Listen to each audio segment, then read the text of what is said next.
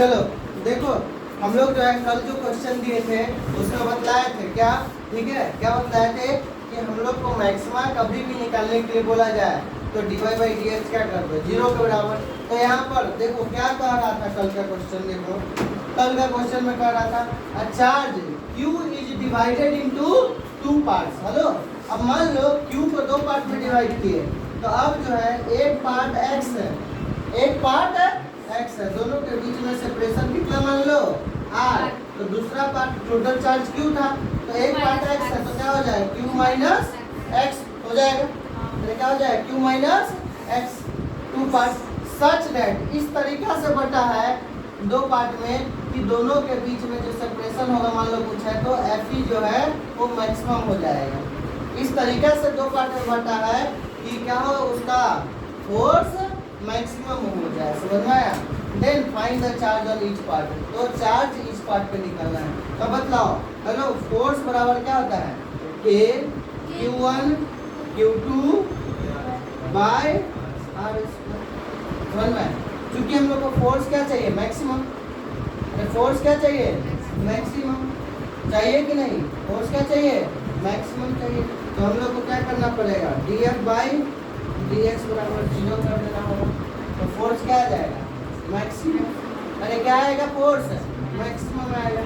अब यहाँ पर क्या है dF बाई dx करके निकाल सकते हैं, निकाल सकते हैं कि नहीं। अब बतलाओ यहाँ पर इसका डिफरेंशिएशन करने आएगा, अरे आएगा, f के जगह पर क्या रखोगे यहाँ पर के x into Q minus X by R square, ये d, अब बट्टा में क्या हो जाएगा ये ऊपर में बट्टा में आर स्क्वायर, अब बट्टा में क्या हो जाएगा dx बराबर 0 करना है, समझ में है। तो ये k तो निकाल दो वो 0 हो जाएगा, x का हम लोग को करना है, किसको करना है x का, ठीक है ना।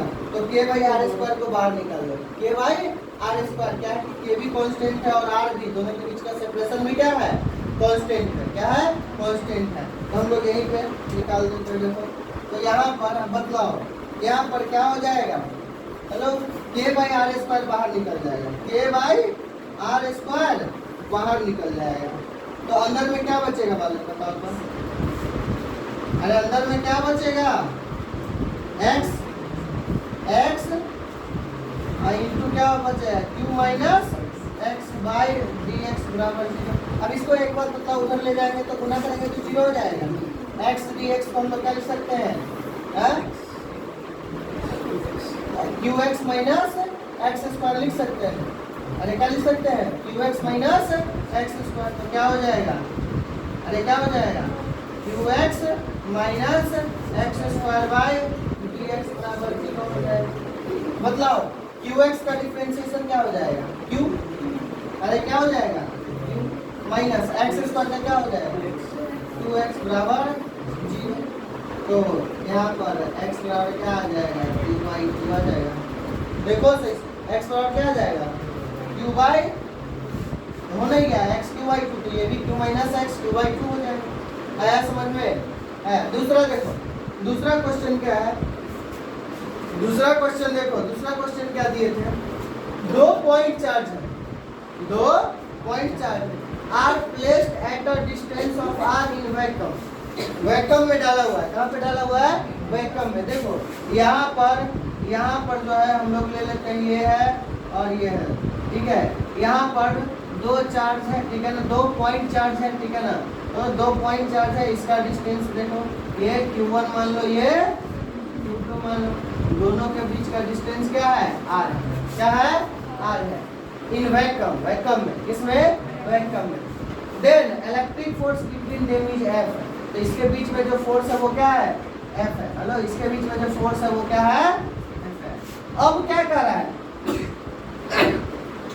इफ अ स्लैब, मतलब एक स्लैब मतलब कोई भी, ठीक है ना, कोई भी क्या कर रहे हैं हम लोग रेक्टेंगुलर शेप का मान लो स्लैब डाल दिया, ठीक है ना, तो रेक्टेंगुलर शेप का स्लैब अगर डाले हैं बीच में, ठीक है, जिसका विड्थ चौड़ाई कितना है r/3, r/3 मान लो, हेलो ये जो है ये दूसरा केस, ये क्या था q1, ये क्या था q2, सबके बीच का डिस्टेंस कितना है r है, ठीक है।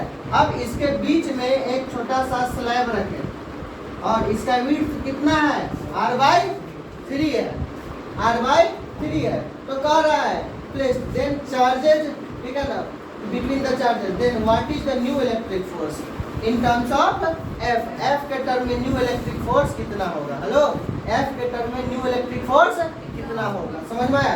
तब एक बात बताओ, इलेक्ट्रिक फोर्स का फॉर्मूला तो जानते हो, ठीक है ना, K=2r²। कोई दिक्कत?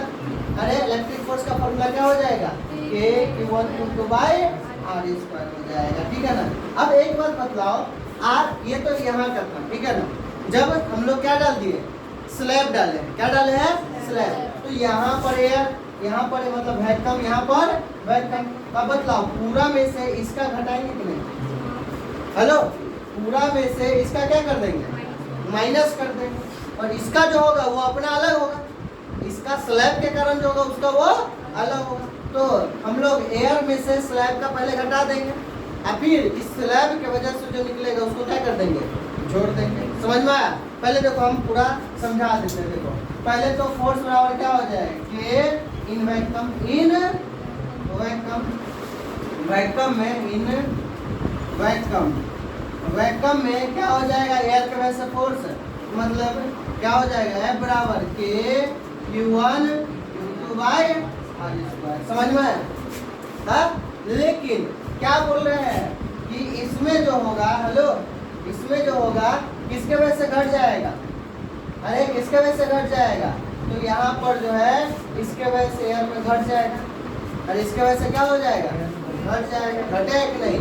तो अब एक बात बतलाओ, K/Q1 Q2/r² के जहाँ पर अब यहाँ पर न्यू r क्रिएट होगा, क्या होगा, नया r आएगा। तो नया r जो आएगा वो कितना आएगा, r minus r/3, r minus, अब प्लस, प्लस इसके वजह से प्लस हो जाएगा, इसके वजह से क्या हो जाएगा, प्लस। तो याद करो कल जो हम लोग क्वेश्चन कराए थे, देखो इधर है, कल जो क्वेश्चन करवाए थे उसमें क्या बतलाए थे, r और k के बीच में रिलेशन निकाले थे, याद है? तो यहाँ पर r बराबर क्या है, देखो सही से, r' बराबर क्या आया था, r/√में है। तो अब r बराबर क्या लिख सकते हैं, r' इंटू √k लिख सकते हैं, अरे लिख सकते हैं कि नहीं, हेलो भूल मत। r और k वाला क्वेश्चन करवाए थे, उसमें क्या बतलाए थे कि r' बराबर r/√k, तो क्या r बराबर r' इंटू √k ले सकते हैं। तो यही ना नया डिस्टेंस आ गया r।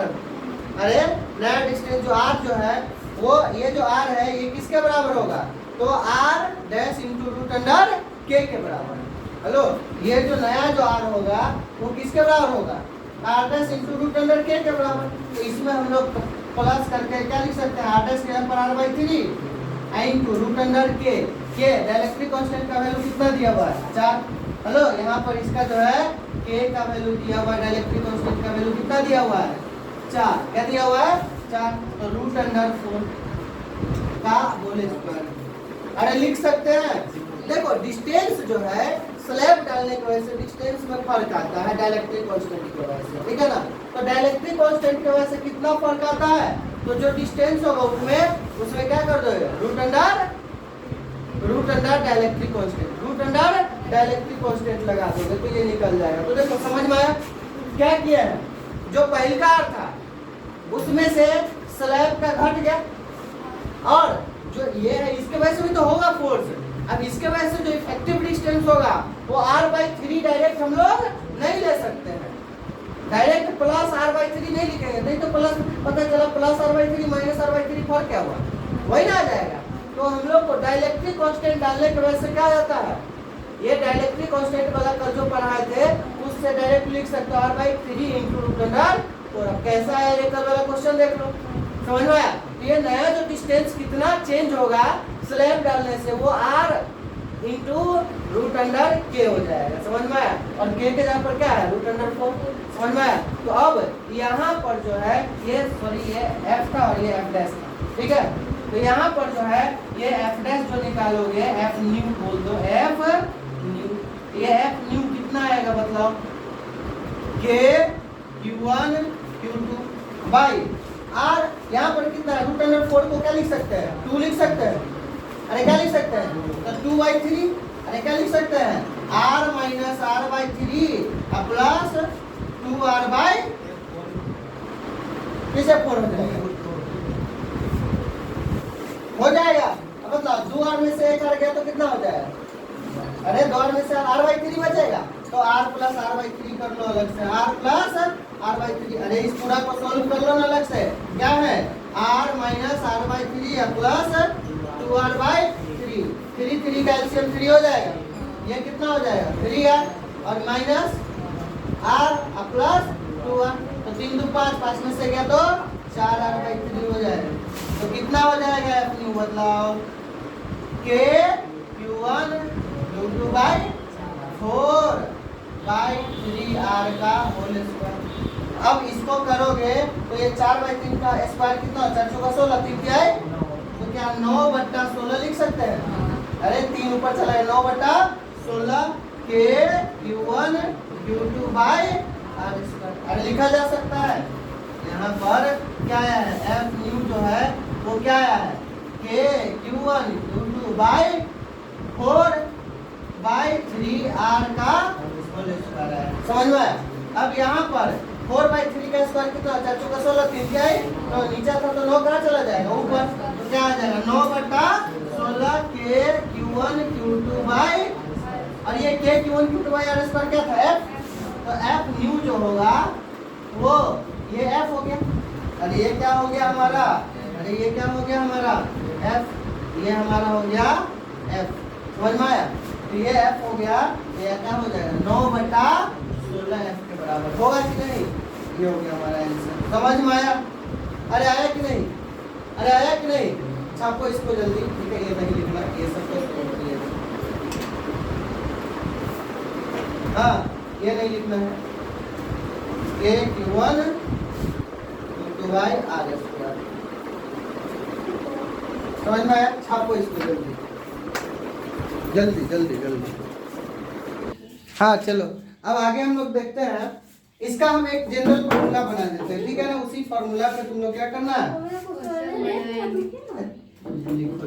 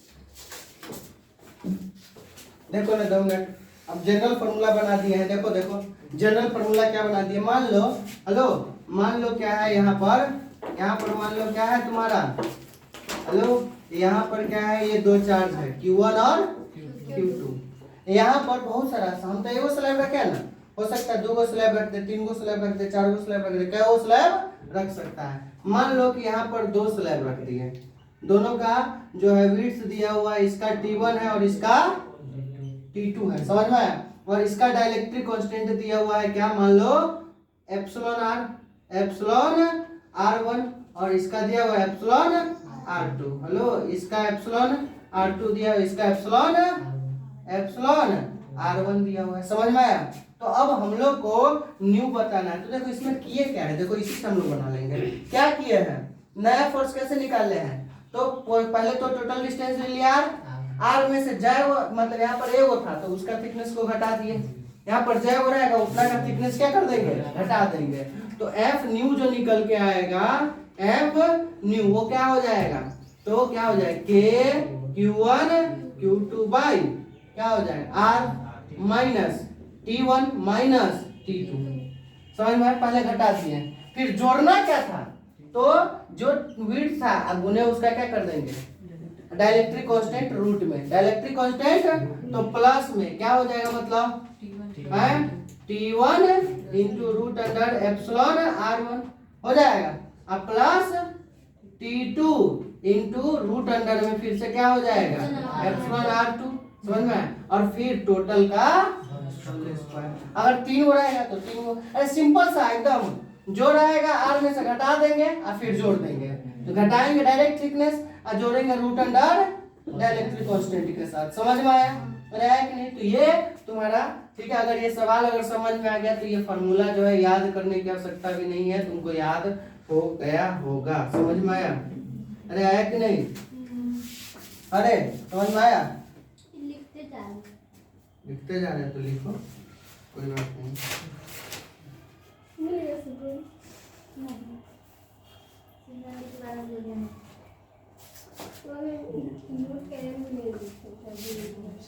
अब देखो हम लोग को नेक्स्ट टॉपिक पढ़ना है क्या, सस्पेंशन ऑफ चार्ज पार्टिकल,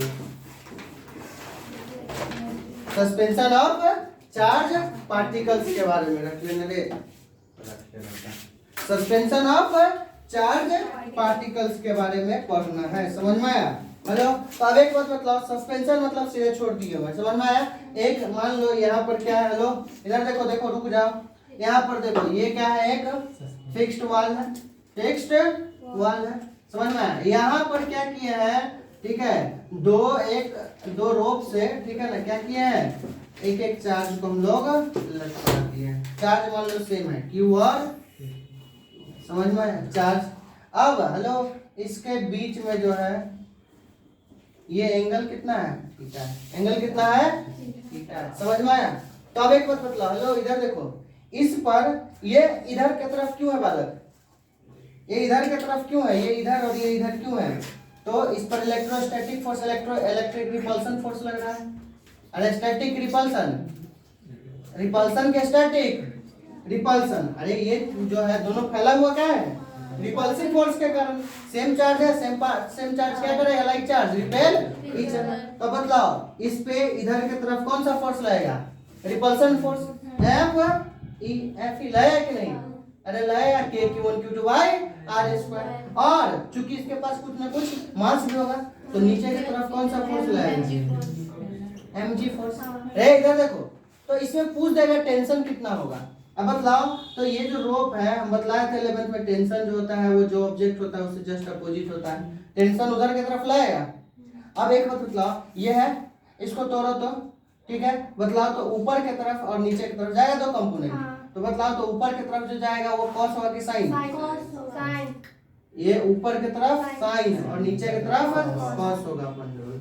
तो ये हेलो इसको अगर थीटा की तरफ कॉस होता है, थीटा के अपोजिट में हेलो इसको तोड़ रहे हैं, तो ये थीटा की तरफ ले जाएंगे तो कॉस थीटा, और थीटा के अपोजिट में ले जाएंगे तो साइन थीटा। तो देखो हेलो इसको ऊपर ले जा रहा है, मतलब इसको पैरेलली शिफ्ट करके ला रहे हैं, ये क्या हो जाएगा t साइन थीटा, और ऊपर की तरफ क्या हो जाएगा बालक है, ये ऐसे है, इसको शिफ्ट करके लाए तो ये क्या हो जाएगा t cos थीटा। समझ में, पैरेलली शिफ्ट कर दिए, ये क्या था हॉरिजॉन्टल और ये वर्टिकल, वर्टिकल वाला को यहाँ शिफ्ट कर दिया, हॉरिजॉन्टल वाला को यहाँ शिफ्ट कर दिए, तो t cos थीटा। अब एक बात बतलाओ, ये क्या है, रुका हुआ अवस्था में, कैसा अवस्था में, रुका हुआ अवस्था में, तो बतलाओ तो t cos थीटा किसके बराबर होगा, mg के, और t sin थीटा f के, तो t sin थीटा बराबर क्या हो जाएगा f है, और t cos थीटा बराबर क्या हो जाएगा mg के। दोनों को डिवाइड कर दो, ये इक्वेशन 1 मान लो, ये इक्वेशन 2, ठीक है ना, डिवाइड करो, तो डिवाइड करोगे, नाउ डिवाइड इक्वेशन 1 बाय 2, तो क्या हो जाएगा मतलब t sin थीटा बाय, हाँ तो साइन सीधे डिवाइड करके लिख दे, साइन बटा कॉस क्या हो जाएगा tan थीटा बराबर क्या हो जाएगा F E by M G. समझ में आया? मतलब थीटा पूछेगा तो निकाल सकते हो। क्या हो जाएगा tan थीटा बराबर F E by M G के बराबर होगा। किसी को नहीं समझ में आया तो पूछ लो। आ गया? अरे आया कि नहीं? tan थीटा बराबर क्या हो जाएगा एफ ई बाई मतलब जैसे बताओ टेंशन निकल जाएगा। टेंशन क्या हो जाएगा? टेंशन तो इसी के बराबर है ना। अब दो कंपोनेंट में है तो क्या कर दोगे? ये 90 डिग्री है तो a square root under a square plus b square plus 2ab cos theta. अब cos 90 तो 0 हो गया तो क्या बचेगा root under a square plus b square. तो a के जगह पर ये b के जगह पर ये अलग है, ठीक है, ये फिगर अलग है, नहीं तो इसमें मिक्स कर देना। समझ में आया? तो अगर टेंशन निकालने के लिए बोले वाला किसमें क्या बोले? टेंशन निकालने के लिए बोले तो टेंशन कैसे निकलेगा बताओ? टेंशन बराबर क्या हो जाएगा बताओ? हेलो, टेंशन बराबर क्या हो जाएगा बताओ बालक? तो टेंशन बराबर क्या फॉर्मूला हो जाएगा रूट अंडर एफ ई का स्क्वायर प्लस एम जी का स्क्वायर हो जाएगा कि नहीं? तो ये क्या निकल जाएगा तुम्हारा टेंशन। समझ में आया? चलो आज के लिए इतना ही रहने दो, इसको पढ़ के आना समझ के आना, ठीक है? चलो आज के लिए बाय बाय।